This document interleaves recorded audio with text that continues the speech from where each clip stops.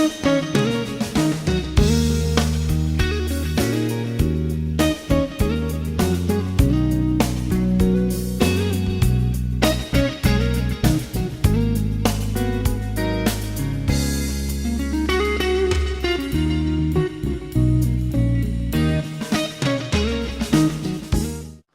lu une interview de vous où on évoque des choses assez surprenantes comme des avalanches silencieuses où il y a quelqu'un qui raconte ce qui est devant, je crois que c'était son mari.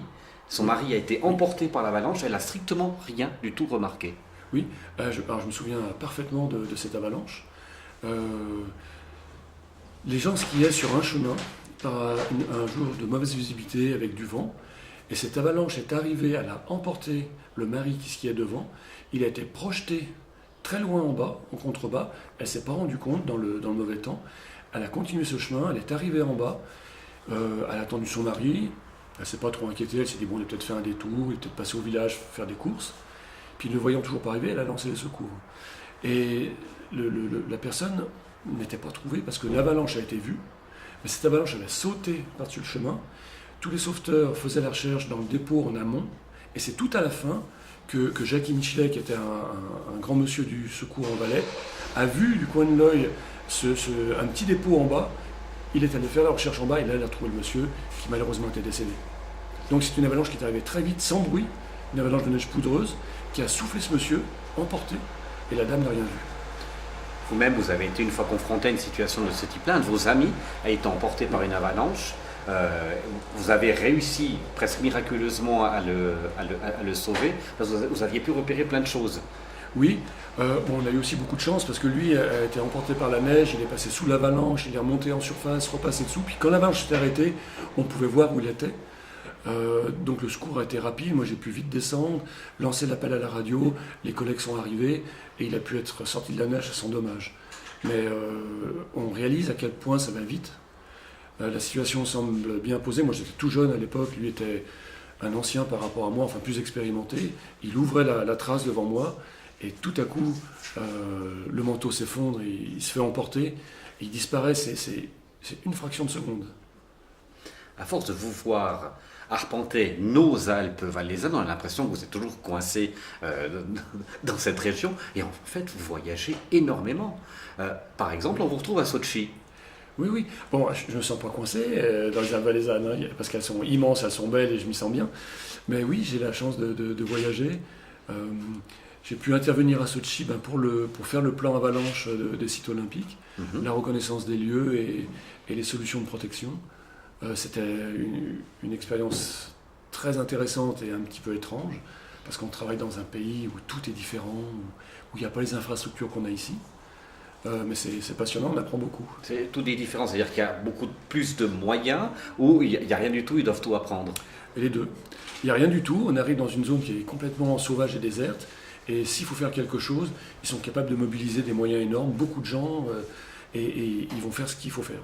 Donc, vous leur avez dit il faut creuser là, le lendemain il y avait la pelle mécanique qui était là en train de faire le boulot, ou c'était plus fin que ça? Oui, pas tout à fait, parce que moi je suis quand même dans la logique, une station de ski normalement, elle doit s'intégrer, elle doit être aussi légère que possible dans l'environnement.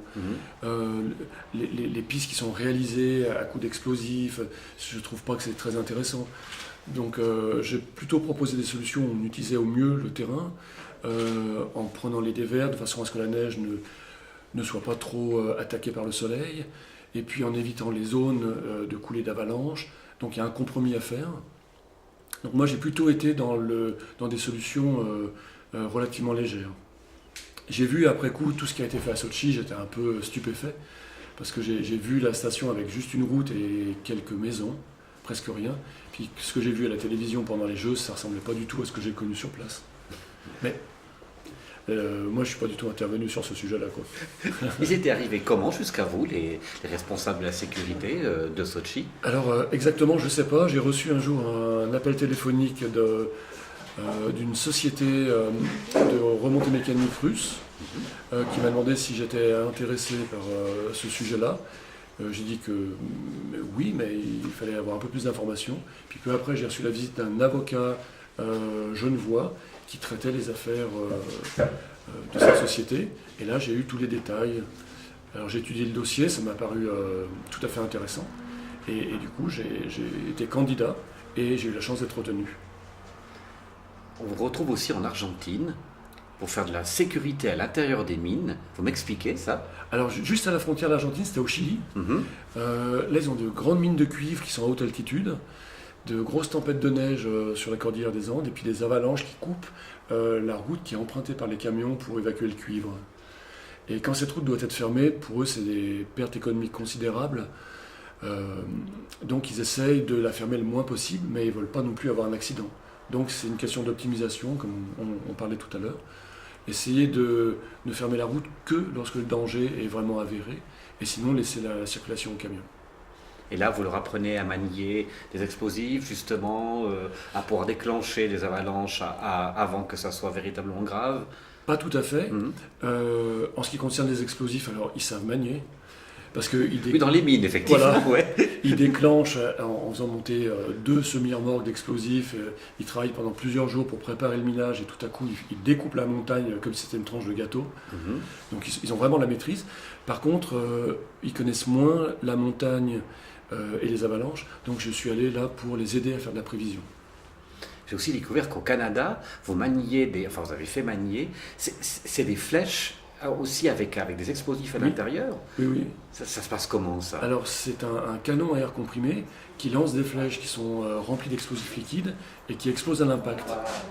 Et au Canada c'était très drôle parce que les gens aiment ce genre d'engin. Et ça fait un peu cliché, mais c'est vrai qu'ils aiment les armes, ils étaient très intéressés, passionnés. Ils ont tous voulu faire des tirs, enfin c'est un gros jouet qui les passionnait. C'est un jouet qui envoie quand même plus de 2 kg de dynamite à 2 km, mais alors ils étaient plus que réceptifs. Robert, heureusement que vous êtes un être pacifique, parce que vous avez tout pour faire un anarchiste en puissance, quand on écoute. Ouais, il y a beaucoup de gens qui peuvent faire du dégât. Il y a beaucoup de patrouilleurs qui ont leur brevet de minage en station. Il y a beaucoup de gens qui savent utiliser toutes ces choses-là. L'explosif en carrière, c'est monnaie courante. Comment ne pas être pacifiste ici en Valais, quoi. On a la chance de vivre dans des conditions exceptionnelles, donc on en profite et puis on fait rien péter. Et surtout, vous prévenez bien les gens. On s'était rencontrés quand je travaillais au matin pour une affaire très particulière où il y avait des intégristes qui étaient partis faire de la randonnée de montagne, mais véritablement pas du tout équipés, en soutane, sans rien d'autre. Et des exemples de ce type-là, il y en a toutes les années ou là c'était véritablement exceptionnel? Non, il y en a toutes les années. Moi je ne connaissais pas ces gens, je ne connais pas leur approche de la montagne. Peut-être qu'ils n'ont pas évalué un danger, ils ont simplement voulu faire une randonnée sans aller chercher le danger. On connaît des gens qui vont chercher le danger parce que ça les intéresse, parce qu'il y a de l'adrénaline supplémentaire. On a toute la gradation, vraiment, entre les gens qui vont en montagne quand c'est dangereux parce qu'ils ne savent pas, et puis les gens qui n'osent pas y aller même quand c'est pas très dangereux parce qu'ils ont déjà vu des accidents. On a toutes les attitudes actuellement. Mais on va vers davantage de prudence, il me semble. Surtout chez les jeunes. Et vous ne critiquez jamais le ski hors piste. Même des fois, vous les enviez. Je ne le critique pas parce que je pense que le ski hors piste fait beaucoup plus de gens heureux que de gens malheureux. C'est une belle activité. C'est comme conduire une voiture, il ne faut pas faire n'importe quoi. Il faut être prudent. Mais ceci dit, c'est une belle activité. Je les envie pas trop parce que j'en fais beaucoup moi-même. Donc j'ai l'occasion de sortir souvent en peau de phoque. Et si j'en faisais encore davantage, je serais tout à fait content aussi, je dois dire. Mais c'est une belle activité, il ne faut pas la criminaliser, il ne faut pas exagérer. Il faut juste rappeler toujours aux gens de la pratiquer avec réserve, avec prudence. Et là, c'est une belle activité.